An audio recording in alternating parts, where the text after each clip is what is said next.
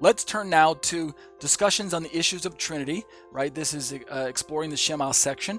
And we're going to finish tonight by reading this quote from from Pastor R.C. Sproul that I've been working from for the last 2 weeks. Ligonier Ministries was the ministry of the late Dr. R.C. Sproul. I think he passed away in 2017. And as you're probably seeing his face on the screen right now. And he wrote a commentary entitled Triune Monarchy. And the reason this is relevant for us is because of our discussions on Unitarianism, which teaches that there's one God who's numerically identical to himself and no other being. And this one unique being is not triune. He does not have 3 parts. He's not broken up into 3 persons. And he certainly doesn't have a son who is equal to himself. This is the Unitarian perspective, which is the strict monotheistic perspective or the strict monarchian perspective that we're discussing. And Dr. Sproul introduces terminology such as monarchianism. And monarchianism is just another fancy word for monotheism. Today we call it monotheism, but back in the early first centuries they used monarchianism because it was made up of 2 words, mono meaning one and arche meaning beginning. Thus, a monarch was the single ruler. God is a monarch.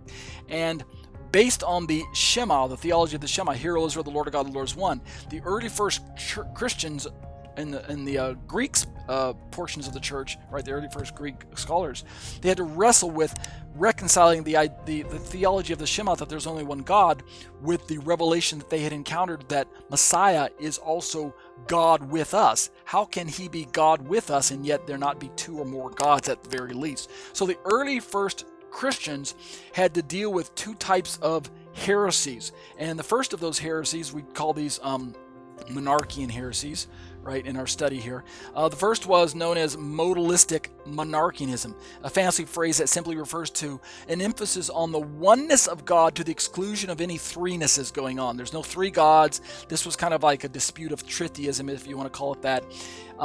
This view of God believed, and this was championed by a gentleman by the name of Sibelius, thus today it's called Sabellianism.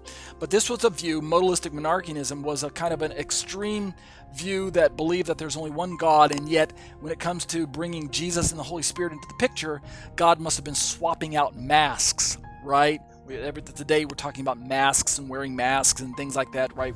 We wear them for our health.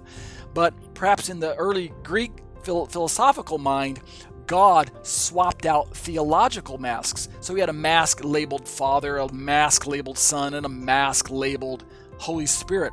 But there was still one being known as God, and when he wanted to interact with mankind, it was supposed that he simply swapped out these masks. That's what we call modes of being, i.e. modalism or modalistic monarchianism. This was one of the forms of monarchianism that existed in the first century, and it's the first form that the church had to deal with. And they dealt with this in AD 267 at Antioch, right? It was condemned, Sabellianism and modalistic monarchianism.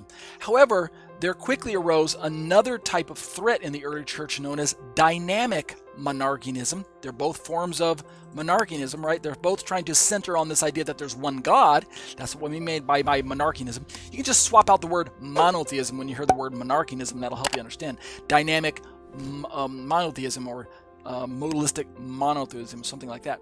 But